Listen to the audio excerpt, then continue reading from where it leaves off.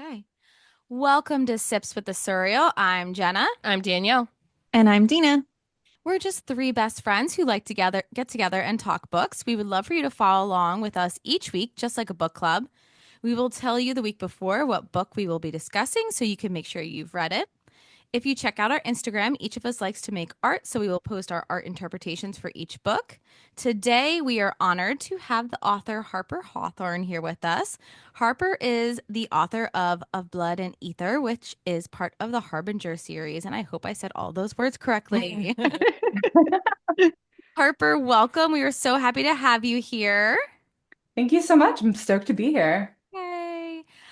So here at Sips with the Suriel, we like to pair a drink with our books we talk about. So today we've created the Ether Brew because it's noonish, 1 o'clock-ish. So it's noon for Dina. She's in Texas, and we're on the East Coast here, Northeast. So we opted for a coffee drink. Ether Brew is basically a mocha with a dash of cinnamon, and Dina kicked it up a notch with some cayenne pepper. So We gotta add Ooh, that spice. love We that. got mocha shadows and light spice or spice, there you go. And at nighttime, if Kieran would be drinking something, it would have to be citrus, obviously. Probably. If not He just would like a tea. screwdriver, right? Like orange juice and vodka. But he could rock with that. Hmm. He does like the smell of what? Isn't it apples that he always gets like a whiff of her? No. With her, it's typically lemon and like Lemon. moss forest. He is a citrusy boy. Hmm. That's right. You're right. My bad. Okay. Danielle, would you like to just jump right in? Sure. Okay. So tell us a little about you outside of writing. What are your hobbies? Or do you just like write all the time? Because you're And sit, and sit in in your that hammock. glorious hammock chair behind you. Right? Yeah, so writing is definitely my go-to hobby, my preferred outlet. I'm also a really big fan of music, so discovering Hmm. new bands. Fun. I live for going to live shows. Oh, Yes. Um, my husband and I are driving up a few hours next weekend to go see a metalcore show, which we're super excited about. Um, Other than that, hobbies obviously include I'm a super avid reader. I tend to go through phases where sometimes I'm like voraciously reading or sometimes I'm voraciously writing. It's rarely both, but sometimes on rare occasions I get those phases where I'm like doing both at the same time and feel mildly insane. wow. Um, Impressive too. Yeah. Other than that, I like collecting things, odd little like witchy knickknacks. I collect tarot decks. If you can Ooh, see behind me, I also love that. collect Cool. insects and like butterfly specimens and stuff that I've Oh, got all over Neat. my house, as well as I like have panels of butterflies too. We did like a blue pattern. So, like, nice. yeah, they're really cool. Yeah, I've lost count of how many I have scattered across my house at this point, but yeah, those are kind of my primary go-tos. I'm also a very big fountain pen enthusiast, so I spend a lot Oh. of time taking care of my miscellaneous fountain pens, changing out the inks, like watching various fancy glittery inks that I try out. But yeah, I would say the hobby that gets the most of my time and love is definitely writing. Makes sense. I Yeah. kind of love all of these hobbies. They're so I unique. know. And I feel Thank like you. I've literally never heard of Changed it. a fountain Like, pen. I've never changed one. no. Yeah. And I'm just like, what an interesting, cool human you are. Like, it makes your I book, want to be like you. right? I'm like, your book just got like, not that it wasn't already really cool. It got like 10 times cooler because what a fun human. Thank you. Now I'm blushing. So, who are your favorite authors? Any favorite series or any current reads that you have right now? That you're like really vibing with. Oh man, the favorite thing is always such a hard question for me because I feel like it varies by the day. I have so Hmm. many different like authors and series that I absolutely love. Um, so it's hard to rattle those off the top of my head. Right now I'm reading a fun, sexy little contemporary series that one of my friends recommended, which is the Salacious Players Club by Sarah Kate. Oh, Every now and again, I like to dabble back into like either dark contemporary or just like contemporary romance as like a bit of a brain break from fantasy. same, Um, same. though I do read almost like, I wouldn't say exclusively, but I read obviously a ton of fantasy romance. It's my favorite genre for sure. But that's what I've been reading over the past couple days. I like inhaled book one, which I think is Praise, in like less than 24 hours. It was just like Wow. it's just like super easy, fun little read. And then before that, I had just gotten through rereading almost the entire Shadowhunters series, which like the Mortal Instruments was a like YA fantasy that I was like super into growing up in middle school and high school, and like just recently got the itch to like re-explore that for the sake of nostalgia because I feel like some of those books were really influential on me growing up. So that was kind of fun to re-explore and see like kind of some of the tropes and themes that like stuck with me since those days, and then I kind of carried with me into like my own author writing. Yeah. Yeah. The nostalgia is nice to go back. Yeah. And this is where it kind of started, right?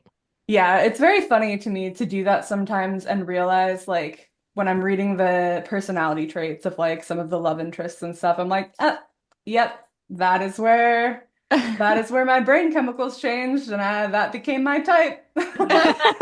Yeah. Totally. Oh, that's so funny. All right. So, your creative process, what does it look like? You have any writing rituals? Anything you do before you sit down to bang out some chapters?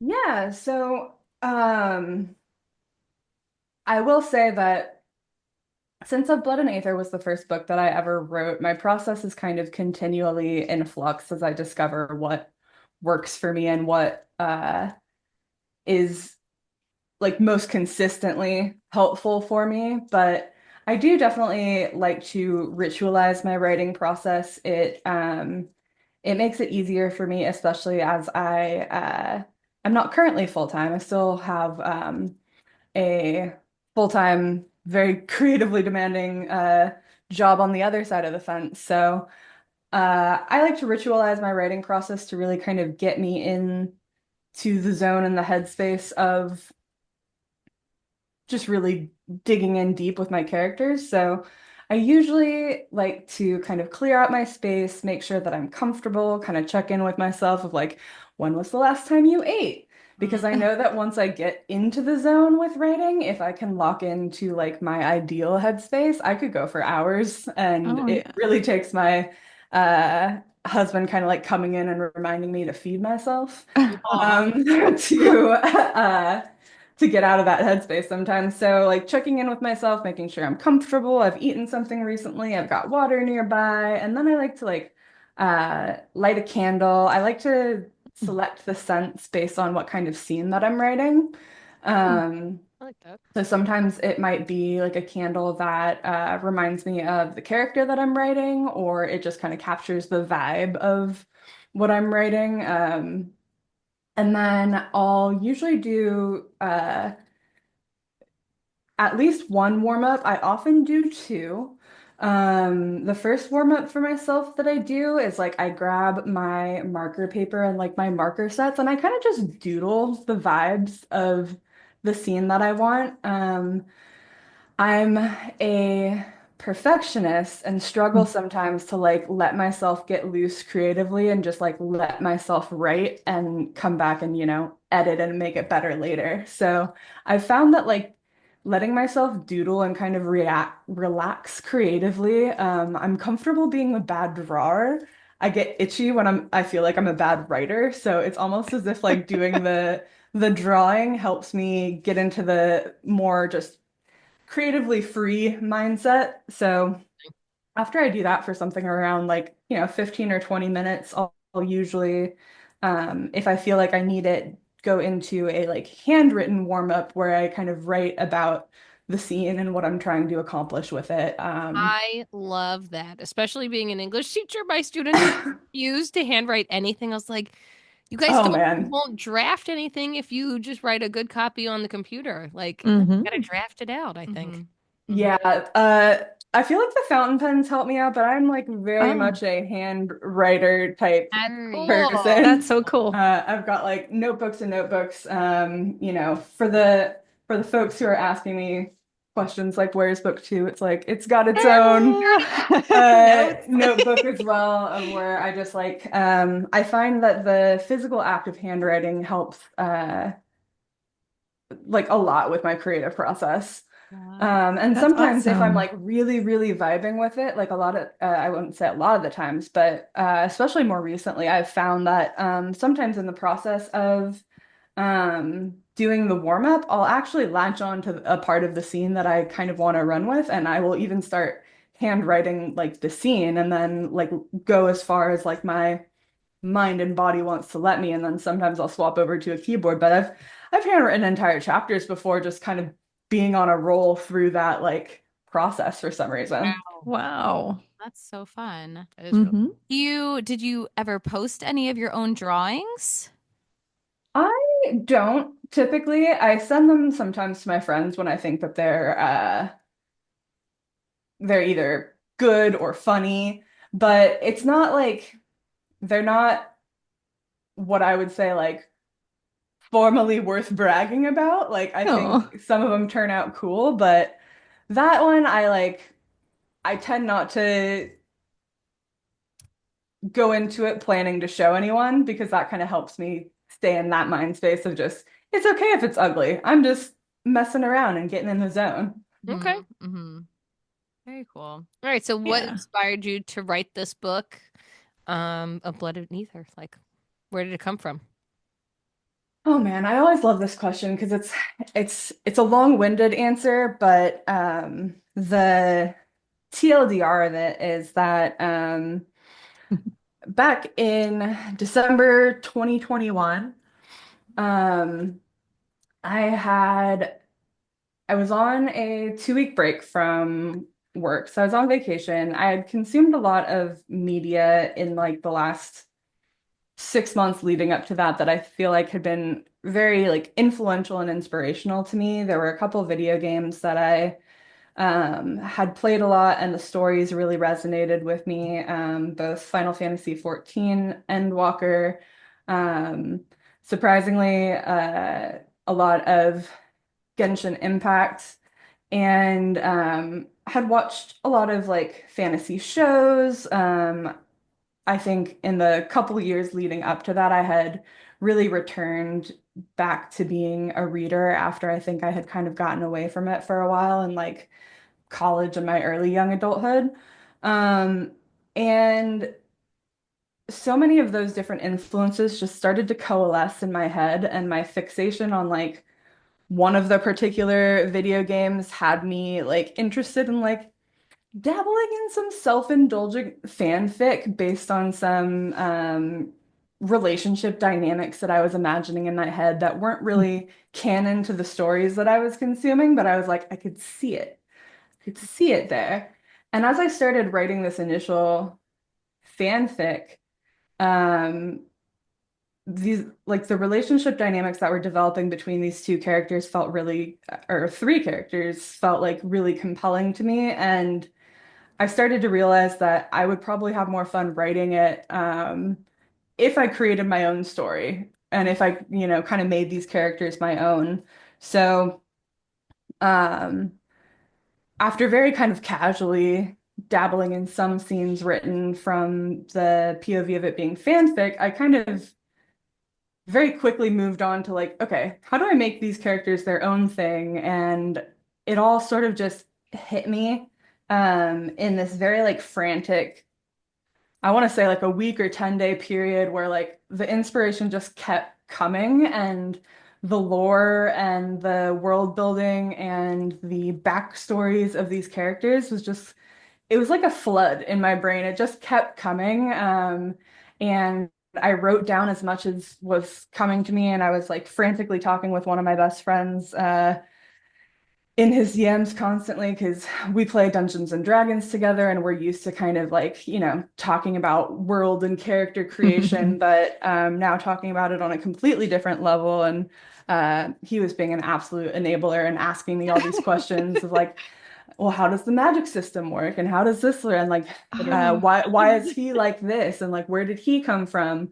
And it kept growing from there. And it kind of it caught me in like a chokehold, and the three characters really started to develop just voices and personalities of their own in my head, and I like could not put the idea down, and I was a goner from there. Like it became my absolute like fixation for months and months and months after that, and I just kept going with it until I started to feel like I actually had a story coming together that was like worth reading. And I got some feedback from, you know, my close friends and folks who were in my like book club at the time who like read snippets and stuff and were very encouraging to me to like keep going with it. And then it just kind of spiraled out from there. That's awesome. And you started leading into some of our questions, but like, Yeah. I don't know which one to ask first now because like I'm saying like the characters, and I was like, okay, so who do you resonate with most? But like also, I really like the names, and I want to know how you got the names. Yes. So go with whatever one you want to Yeah. touch on first. Totally. So, the first question of which character do I resonate with most? It's Kieran. It's always been Kieran. I feel like it might always be Kieran. He is the love of my life and the bane of my existence. But his voice comes most naturally to me. All three of the characters come super naturally to me. I say all three. Y'all haven't met the third main character yet, but you will in book 2. I know. I was wondering. I was like, Frig is 3. She doesn't mean Laurel. It's like, what? Yeah. No, there that's like there I are 3 missed main characters. something. And for book 2 onward, there is a third main character whose POV y'all will read from. Oh, cool. But Love a POV. same. I'm very into that, as you can tell with a Blood and Aether, where it's like it swaps up every other. No, that's I my like that. fave. No, Yeah. I love that. Love that approach. So lost my train of thought there. Sorry, that was how'd our you pick- fault. pick Oh, their- you're totally fine. Oh yeah, how did I pick their names? So that was the fun part coming out of it was initially fanfic, and then, I was changing these characters up. So originally when I went to the drawing board, I was thinking about names that like felt right for the character they used to be and like what I was trying to develop them into. And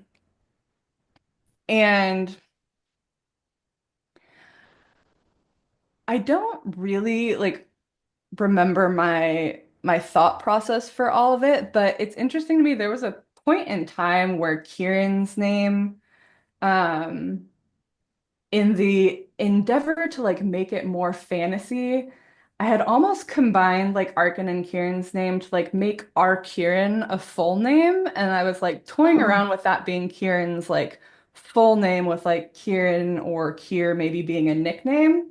Okay.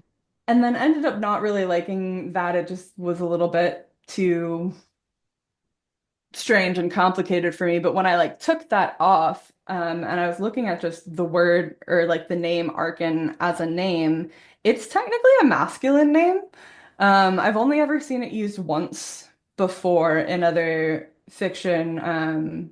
It's the it's the name of the train driver in Shadow and Bone, if y'all have seen that. Yes, it is. That was the name of the train driver, but I was like, that also sounds so pretty to me as a feminine name, and I'm like, yeah, It worked. Why not? Yeah.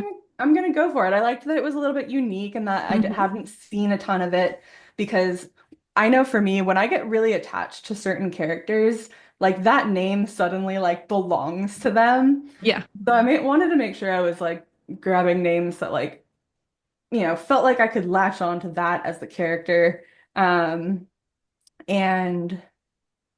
for the rest of the names of like the folks in the book and stuff, as I started writing, I knew that I was going to have a ton of different characters and that I wanted their names to be like cool and have like good, rhythm and mouth feel. I feel like those things are really part of like the fantasy and the immersive experience as you read.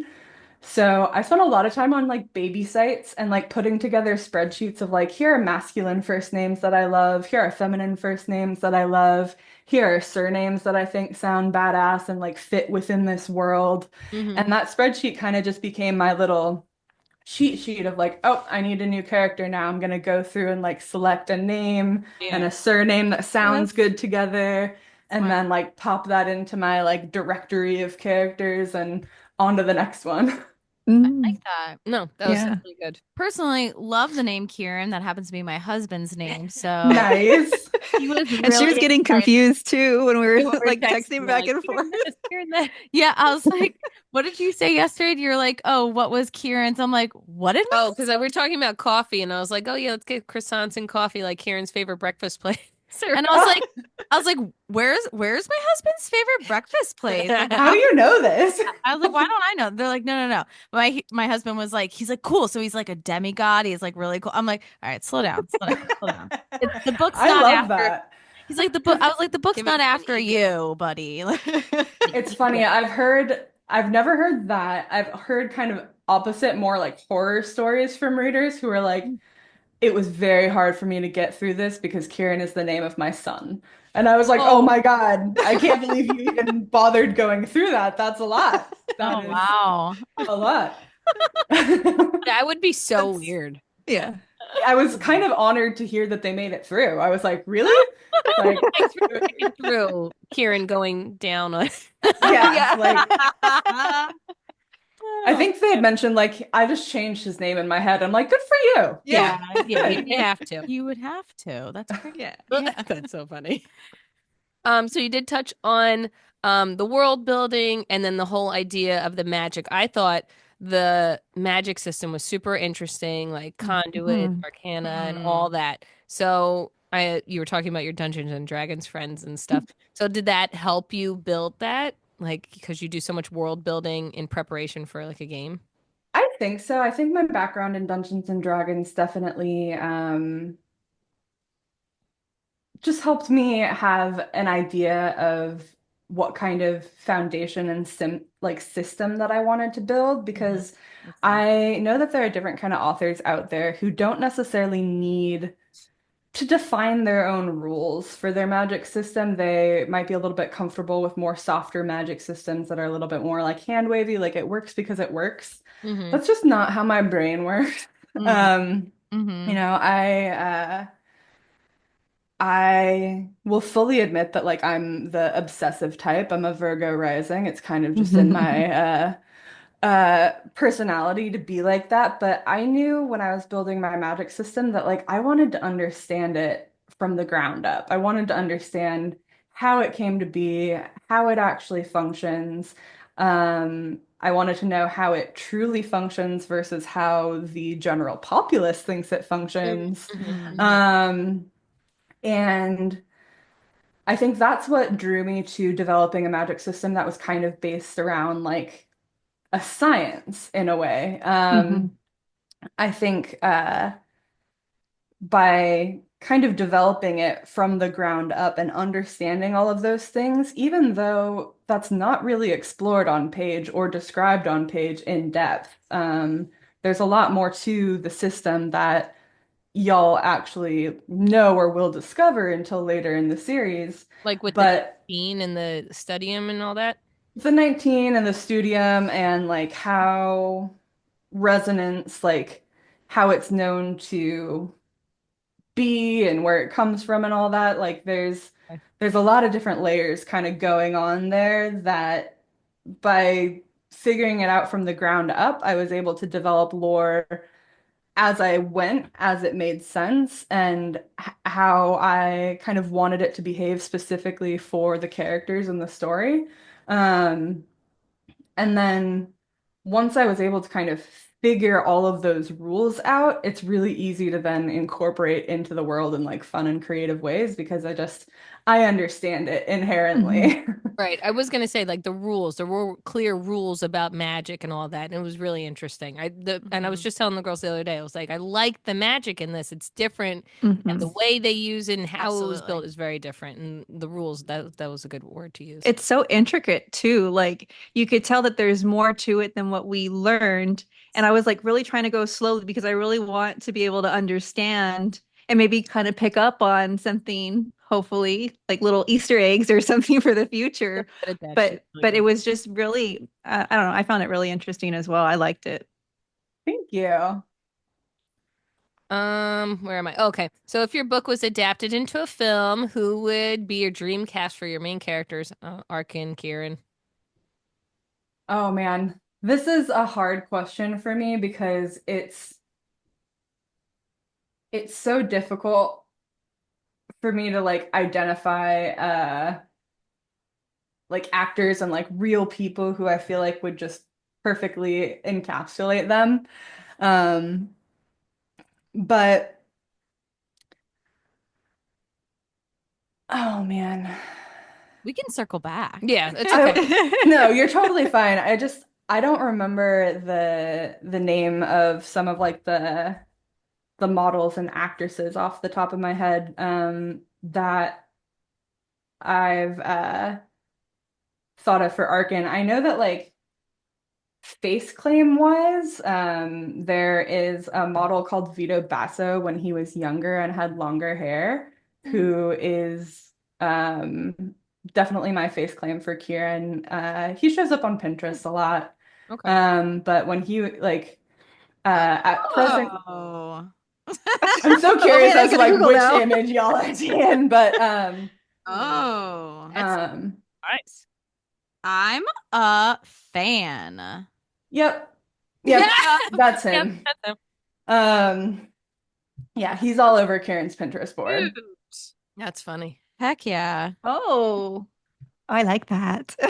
Yeah, there's some like black and for- white shots of Thanks for him on. bringing him to our reality. Thank Yeah. Of course, yeah. It was crazy. I posted on Instagram, I think it was like last week. And in the caption, I had asked some of my readers like who they would Mm. cast. And one of my readers actually mentioned Vito Basso, and I don't know if it's that she has seen my Pinterest before, because I do have a public-facing Pinterest, and like she had latched onto it there, or if she just came up with that on her own and we were just on the same wavelength. If so, I'm very impressed by that because like he's not obviously a super household name. Like I don't think most people know of him off the top of his head, but like yeah, And he has always been like the IRL Kieran for me. what country is he from? I'm looking at his Instagram right now and I'm trying to identify the tiny flag. Yeah, it's funny because his like most recent pictures, I don't see Kieran in as much, but the younger ones, especially when he had longer hair, I'm like, yeah, yep, That's him. yeah. Very sexy. Oh, Argentina. Okay. Oh, Ooh, ooh. yeah. Keeps getting better and better. Yeah. Look at that picture. Oh, geez, I could go on and on.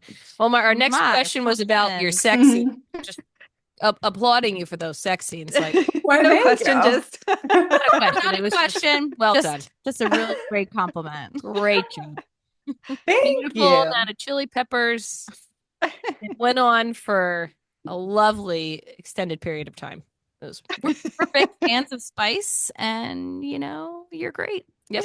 Why, thank you. Honestly, that was actually something I kind of set out to do when I decided I wanted to try my hand at writing a fantasy romance, is that I loved all of my like entry level intro to fantasy romance series. Like obviously ACOTAR and From Blood and Ash were some of the first two that I read and got really hooked on and loved.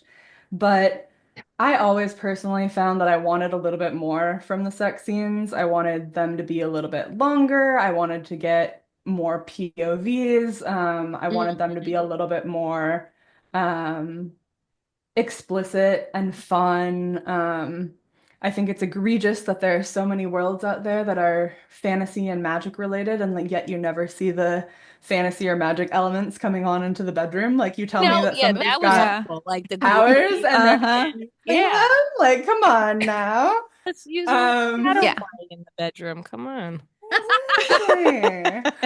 Um, so that's something that I actually take like a great deal of care and pride in. I love writing sex scenes and exploring sexuality and obviously a little bit of kink in there and how that kind of contributes to the relationship building and the tension and the chemistry. I think it's fun taking the smut and the sex just as seriously as you take Oh the yeah. plot and the Oh, yeah. characterization.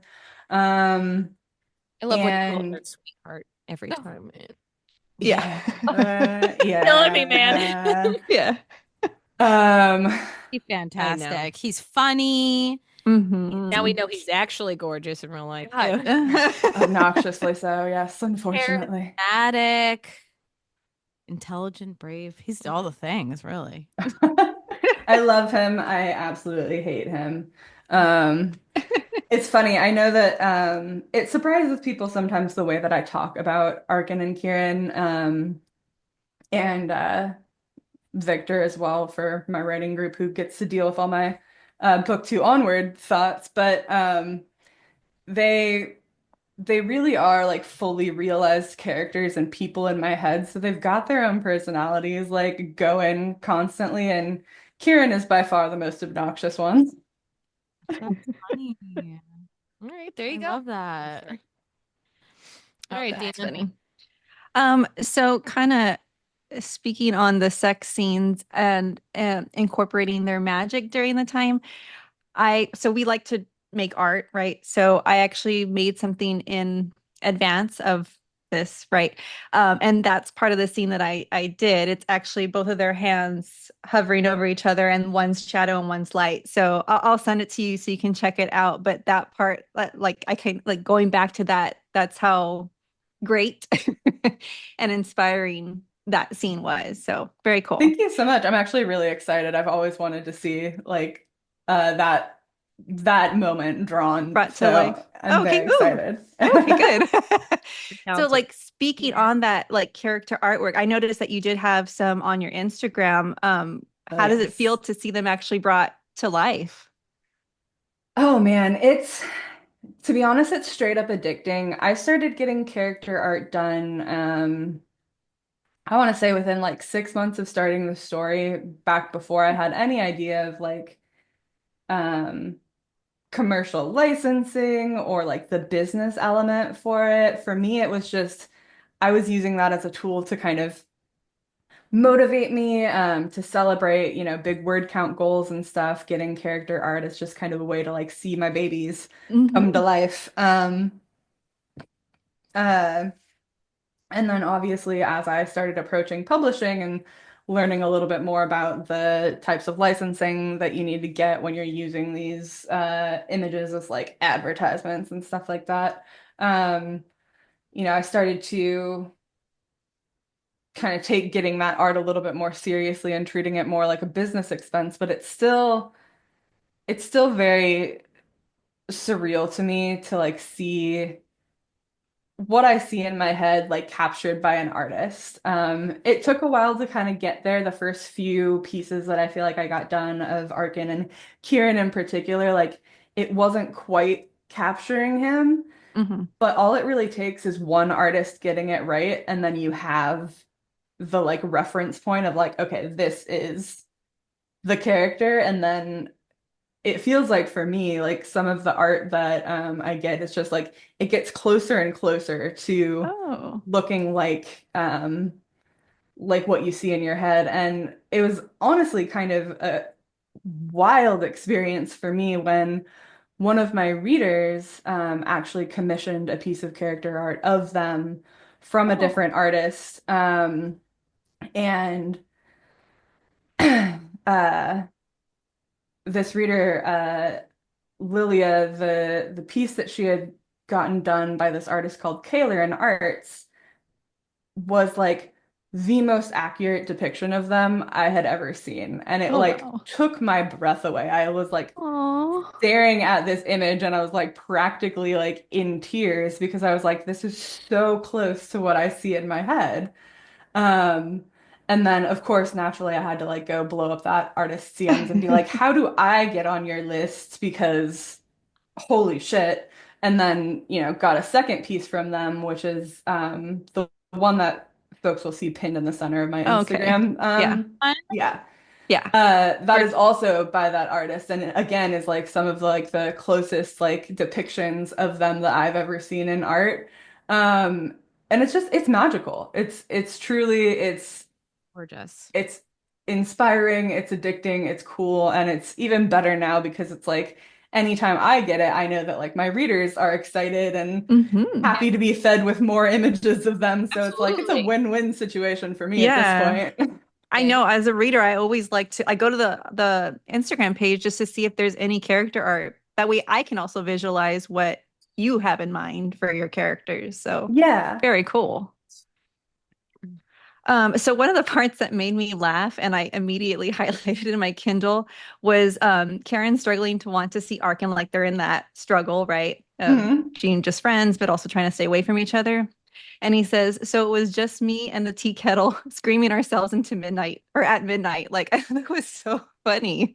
But I feel like it also like totally represents that like slow burn and the struggle that they have. Like I thought that was such like it was so greatly done that I don't know, like I think that's one of the best like slow burn interaction between those two characters that I've read in a book before.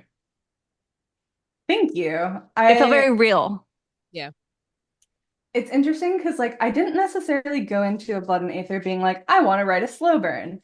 Um, but um Just happened. when I was like first developing the story and a lot of like the plot lines and the relationship tension, um, my brain kind of started in the middle and then I had to kind of work backwards. So when I wrote the first like iteration of book one, it was actually trying to combine the events of like what essentially becomes book one, book two, and some of book three into like one. And the first read through of like that draft, ended up feeling very rushed, and I realized that there was a certain chunk of the story that really required its own moment to shine, and that was the relationship building between Arkin and Kieran. So then, as I, you know, took a step back and started kind of taking pieces apart and figuring out what was going to be book one, it kind of just expanded into this like crazy slow burn because I realized like that was what these characters needed and what I needed to show in order to develop the background and the foundation on which a lot of the rest of the series rests. Mhm. And I know that for some folks, like the pacing of book one, like isn't necessarily their favorite because there's a lot of like just relationship and character building versus a lot going on with the plot, which I totally understand. But it was very much intentional because the um just that long span of tension and yearning and building up to those um those key moments was just it was such a big part of their history that I realized that a lot of it had to be explored and kind of shown on page in order for me to understand the weight of it. And then ultimately it just kind of became what that first part of the story needed to be. And it makes sense too because like they were friends and doing all this for a year plus, and that's just realistic because Mhm. if Mhm. you Yeah. have such emotion and like everything else that's going to come, I'm sure in book two and three, if you're just hanging out for about a month or two, you don't have that drive to go and save and love as hard as unless it's been a length of time you've been with this A person. big foundation. Yeah. Mhm. And I No, love I a think good insta-love moment where he's immediately like, ready to burn the world for her. But I did enjoy kind of watching that intensity build in those characters and watching the intensity of their connection build over the course of them getting to know each other. It was really fun to kind of explore and watch, even, as the writer, like knowing exactly why these two work so well for each other, like watching them discover it as I went was really cool. And even though it was such a slow burn, they also did have that kind of otherworldly instant connection that Mm. neither one of them really Hmm. questioned too much in the beginning. Like he was very interested in her before he even saw her face. Yeah. She liked the way his voice sounded before like she even saw his face. Like they had this pull to each other before they really even knew each other, which I feel like says a lot of like, whether you're talking about fated mates or that like whatever you're supposed to be. Mm-hmm. Yeah. I look forward Right. to expounding on that sensation even more as time I goes love on. Yay. it. So what are some of your favorite moments like to have to like right between Karen and Arkin? Do you have a specific one in mind or have we not heard it yet? Um, Have we not heard it yet? Yeah. Yeah. I will say that there are some favorite moments that y'all have not heard yet that just live Ooh. rent free in my mind. I have the entire series outlined. Oh. So Oh. Wait, how I many books? 6. Oh, whoa. Yes. We are Yes. in for Six. it. All 6 books right. total, and because I am also insane, there might end up even being a side duology, Oh, um, holy shit. What? with kind of some bonus stories that kind of take place within the Ooh. canon timeline. Um, Whoa. We but like that. um, main focus for now is obviously mainline series, which should be, if all things kind of stay according to plan and we stick to the outline, it will be 6 books total. Wow. Very cool. That's Wow. exciting. So there are moments obviously that I know of that are coming that are going to like just be chef's kiss, and I'm looking forward to. As far as moments from book one, I mean, I have a lot of favorites. I really liked the museum date moment for a Mm. lot of reasons. Kind of that first initial uh connection where they're like taking the friendship element of it seriously, and letting themselves like have this, was really fun to write. And I like the way that they kind of catch these moments of vulnerability with each other. Um, Also had a lot of fun writing the second sex scene, just because I liked Kieran getting to use his shadows in creative ways. And I have a lot of fun writing their banter. Like anytime that Mm. those two are going back and forth, I'm having a blast because they're just very entertaining to me.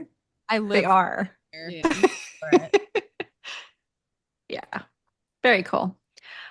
So one of my favorite parts was when Arkin talks about how over the years she's learned how to mask her true identity, Mhm. just to like portray this more suitable version of herself, and that it's easy to lose yourself in that. And I totally get that. And I just love that she also realized that she never had to do that with Karen. Like that, I mean, that speaks volumes to their relationship. Yeah. Yeah, that element of the book is it's very deeply personal to me. Arkin, even though there's not really words for it in this fantasy realm, I consider Arkin to be neurodivergent. I have kind of given her my own experience as a neurodivergent individual with both ADHD and autism. I consider Arkin to kind of have those traits as well. And that's kind of just it's a huge part of the neurodivergent experience, kind of growing up in my personal experience of just feeling very kind of disconnected and other from the world, that I think a lot of people can relate to, neurodivergent or Hmm. not. But there is just something that's so comforting and validating when you find your people in this world where you don't have to wear that mask and you can kind of just be your true self. And the level of relief that that can provide, and the depth of connection that you can build with those kinds of people is it's very special, and it's very like integral, I think, to the like survival and well-being of people like that. Like you need to find the people that you can just be yourself around. Hmm. So that part of Arkin and Kieran's connection will always be like very special and very close to my heart. That's Yeah, love that. that's amazing. I love that. Thank Mhm. you. So when I first started reading your book, particularly, I was like hook, line, sinker with the whole point of view of the king and the young prince. Like so from the get-go, I was Mm. like, this Hmm. is different. Freaking love this. This is gonna be dark and deep, and I can't wait. But what I noticed the most is how you depict the characters' emotions. I feel like you so easily paint that picture of how they're feeling, where you can like literally pop yourself into their body and understand how they are feeling completely. So how do you tap into fictional characters' emotions? Like, are you an empath? Like, you did it so well. Yeah, I definitely feel that I am the empath type. I have always been a person that just um, feels feelings, feels emotions on a very intense and deep level, in ways that can be kind of honestly like overwhelming from time to time. I feel a lot. I feel too much, but I'm also just consider myself similar to like Arkin and Kieran to be a bit of like a student of human behavior. Um, and that's partially just, some from background and upbringing, but also just personal interest of just I really like to understand human emotion and why people do things the way that they do and what makes us tick. So it does kind of come very easily and naturally to me to kind of sink into the point of view of the character and feel what they're feeling and describe it in visceral ways because I can kind of experience and feel it with them. I think that even though a lot of what I am writing is fantasy, I draw upon really vulnerable and personal experiences from my own history, to kind of bring those feelings to like a reality level, to inject the amount of like visceralness to it where it feels authentic and legitimate to me. I I don't like emotion that like falls flat on the page. So if I don't feel like I'm in the right like headspace to capture what I'm writing, a lot of the times I won't. And I'll just wait and come back to that scene when I feel like I can actually go there. But it's what I love to read. I love being able to like feel what the characters are feeling and like feel it on like an intense level. Like I enjoy books that I can just really get kind of immersed in, and like whether it's going to destroy me or not, like I'm on board as long as I'm like, hooked into those feelings. So that's what I try to accomplish when I write as well. Well, you Mhm. did, and I feel like you used a great word there, like the a visceral like experience with Yeah. that was Mhm. it. Perfect. Were there any certain scenes that were difficult for you to write, or did you just like was it just like in your head and just flowed right out of you onto the paper? Oh, there have definitely been some difficult scenes that took a long time to get right. The The intro to the book was actually something that I revisited on multiple occasions, trying to figure out where exactly I wanted the story to start. Because when I first started writing, it wasn't even like Arkin wasn't on the ship. She was still back even in like the Brindlewoods, and we were kind of showing a glimpse of her life just before she left. Oh. Um, and like there was a lot of like prose and moments in those scenes that I was really attached to, but just ended up having to let go of for the sake of pacing and like, just making the speed and development of the intro feel right. But I think that one probably saw the most um change. Like I really needed the intro of the book to hit right because I wanted folks to be sucked in. And then like emotionally, I would say that the ending of the book was probably the hardest for me to write. Oh, yeah. Yeah, Mhm. I could see that. Are there any Easter eggs in book one that help us with book Oh yeah. I like writing in such a way that it rewards readers who are paying a lot of close attention, and it also rewards readers who want to go back and reread.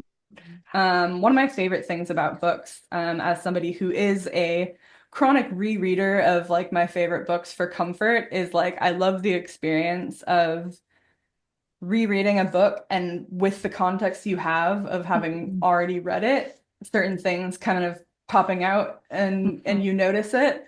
So there are definitely things like that within book one. There is a lot of detail that I think will small things that you probably like don't initially notice that will build upon each other the more the series grows, because that's kind of part of the benefit of kind of knowing exactly where the series goes, is that I get to slip in a lot of nods to things that I know aren't going to be relevant for a while, but when they are, it's going to hit different. Boy. Okay. Nice. What is one of these books that you like to reread for comfort? Can you give us the name of one of them? Oh yeah. I mean, the Mortal Instrument series I reread a lot as a kid. It was kind of one of the first times I reread them as an adult. For the longest time, I went back and reread ACOTAR a lot, though it's been a while since I've picked that back up. Um, I also really like the prequel series too from Blood and Ash, the Shadow and the Ember Yes. series.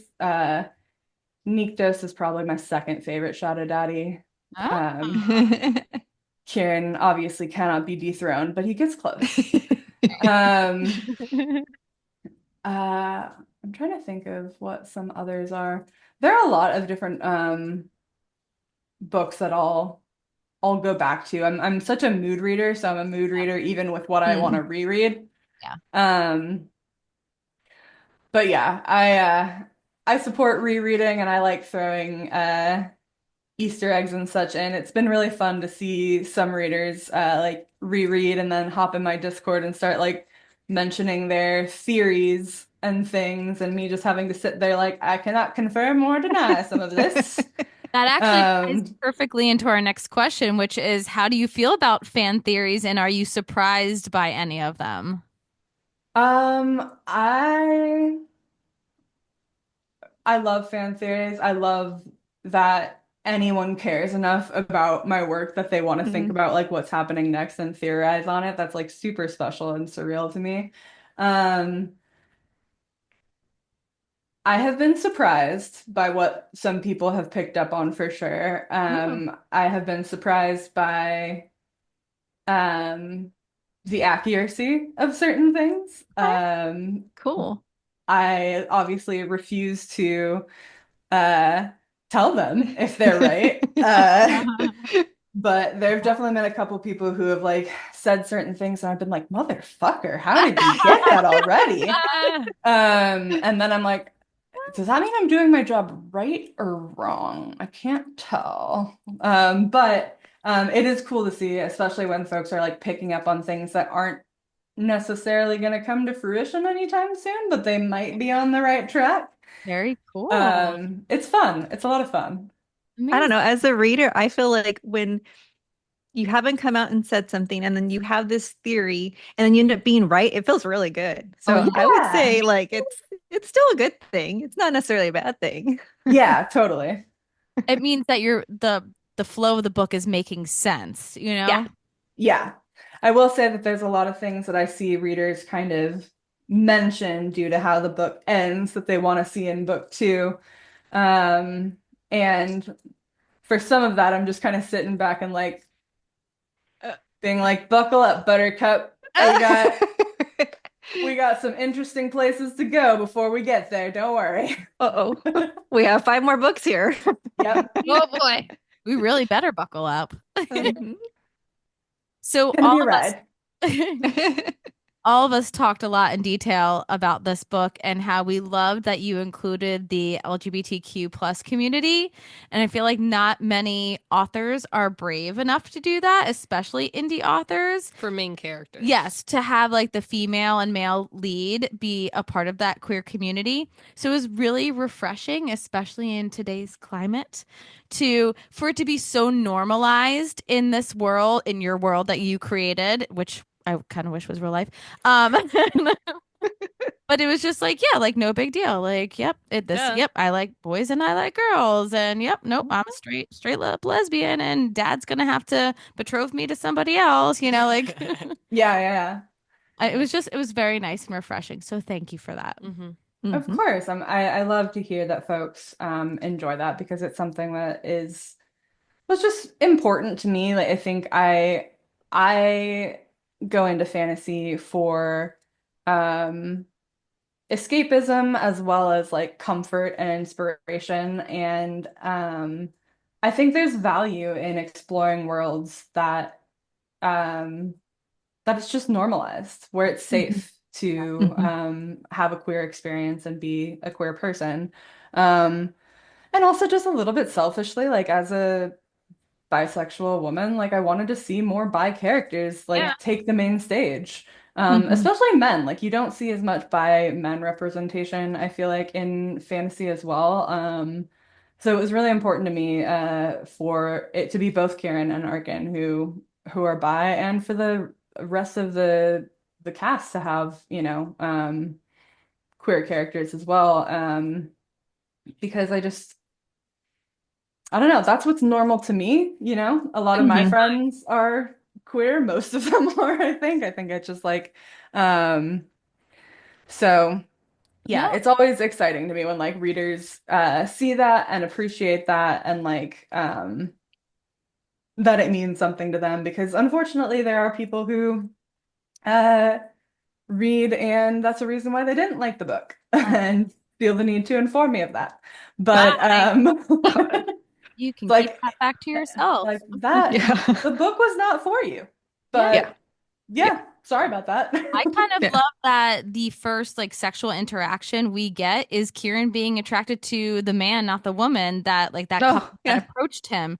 And I was like, yeah, get a threesome and be more attracted to that dude. Like I liked it. Like this I really is wanted to make sure that like early on in the book folks like knew what I was about. Yeah, you got to throw it in the beginning. That way if they're not, they could shut it and move on. No, my kind of book, lady. My kind of book. Thank you. Appreciate it. Okay, so we called this round the lightning round with the Suriel, but maybe we should call it like the light and shadow round. Love it. So, easy answers, hopefully. Coffee or tea? Tea. Who would you save in a fire, Tamlin or Kale? Tamlin. I know. That hurt to say, but I'm sorry. I'm a certified Kale hater. Oh, me too. Even Tam Tam. Or would you say Tam Tam? Yeah. Yeah. Oh wow. Fucking love that. I know. We wouldn't mind a Tam redemption. I would love. I hated Kale's redemption book. I'm reading it, so don't tell me. But I don't want to read it. But I would have to be interested in a Tam Tam redemption book just to see what happens. Just to see if he could do it. If he could actually redeem himself. I'm not saying he could. I'm just curious. Okay. Back on track. I think you answered this already before we hit record, but paperback, hardback, or Kindle? Kindle. You got a legit setup there. Early morning reader or late night reader? Late night. Okay. Twisted plots or romantic tension? Ooh. Romantic tension. Okay. So a Blood and Aether specific one. Which Aether would you want? Light, shadow, fire, water, earth, or air? The easy answer for me is shadow, simply because I think it's sexy and badass, and who would not want to be able to just wield very sexy and badass magic like that. But honestly, my answer could change any given day of the week. Whatever seems most convenient at the time. Yeah. Right? Because I Yeah. feel like Earth would have like a lot of helpful, convenient factors. Right. And like I love like water and swimming. Like, I grew up by the Mm. beach. So like to be able to just control water would be super nice. Make Yeah. my own pool. Yeah. Stuff. I don't know. Yeah, there's a lot of Yeah. positives to all of them. That is a major positive. Or you could just have all of them, right? Yeah, right. Make the rules. Let's be arcane. Yeah. Exactly. So we asked the listeners and they want to know, when is book 2 coming out? Oh man, I wish I had a super concrete answer to give y'all. The only thing I can absolutely pretty much for sure say is that it will come out this year. I am hoping within the next few months to kind of have more like concrete details to share. And we'll absolutely start blasting it from the rooftops when it's time for, beta or ARC readers. Working on it, and have a lot of plans that are kind of in the works in the background. But drafting has taken me a little bit longer than I anticipated, truth be told. It's been a wild ride over the last like year or so, like publishing, having the indie author life kind of become my second job in addition to my current job. And just finding the balance between marketing, creating, keeping a roof above my head for my family. So still kind of finishing up the manuscript and getting it to a place where I want it to be. But still pretty confident, I would say, like 99% confident that it's going to come out this year. So bear with me, y'all. Good. Plenty of time for a reread and getting those Easter eggs. It's true. It's true. Yeah. Do you have any other projects that you work on, or is that kind of like in the back burner since you're kind of focusing on book 2 right now? Yeah, so right now my focus is book 2. I have a few different side projects that I have kind of cooking and waiting on the side for now. I have a paranormal romance that lives very rent-free in my house, in my mind, that involves a young woman in college and the nightmare demon that haunts her mirror. Whoa. Which is a lot of fun. And then I have like a kind of a fae fantasy romance duology kind of cooking in the back of my mind that's a little bit of like Seelie and Unseelie court, but also like some Hades and Persephone vibes going on. Oh, cool. Which Yeah. I have a lot of fun with. And then kind of the newest brainchild to develop for me was like last August or whatever. Had a really vivid dream, and from that dream, a contemporary romance was born, which I never really thought I would write. I've always been such a big fantasy girly, but yeah, it's a fun little like forbidden office romance between a woman who works at like a marketing agency in LA and her very off limits boss. I'll read all of those. I know you're I know. The mirror one scares me, but the mirror one definitely sounds like what my childhood fear was whenever I would go into a bathroom at night. Oh my God. Oh, yeah. It's the mirror one, which I call Nightmare Whip, is probably one of the most likely ones that I will return to kind of on the side as I'm going through the Harbinger series, just because I have a really good kind of vision for where it goes, and I really like it's also multiple POVs. I really enjoy writing from the Nightmare Demon's perspective. It's a lot of fun. But yeah, all like Intrigued. sometimes those moments just like come up for me and like grab me, and like the idea just doesn't let go, and I kind of have to like follow it through and get as much of like the details that are coming to me on the page. But my main focus for now is the Harbinger series. Well, Well, there's a that's lot very going on in cool. your brain. And Yeah. Yes, this I is kind true. of dig it. Yeah. It's very loud in here. Why she has that cozy hammock to like cool down. Yeah. Legitimately, though, yeah. Part of why it's there. Awesome. Well, I mean, I'm looking forward to those series hopefully developing or coming out for sure. Is there anything else that you want the listeners to know? Let's see. Um, for those who have read and finished of Blood and Aether and want more of Arkan and Kieran, you can always subscribe to my newsletter at the link in my link tree. When you subscribe to the one up top, you can download a free story called Whispers and Waterfalls, which is a short story between Arkan and Kieran during one of their Know this. 9 days of bliss between, I think it's Signing up chapters now. like 56 and 57, which is a lot of fun. Folks have been enjoying it. Okay. God, doing this right now. Yeah. Now I forget. Find me. Oh my Lord. I'm having it sent to our No, our chat. Okay. Perfect. email. So thank you. Just got Yeah. the email. But yeah, if you need a little bit more Arkan and Kieran in your life, Always. I've been enjoying reactions to that one because one, people have enjoyed seeing Arkan and Kieran again, but it also might make you a little mad again when you think about the ending. Oh. Yeah. So tell the listeners where they can connect with you online and learn more about your book. Yeah, of course. I am Harper Hawthorne almost anywhere that I go on the internet.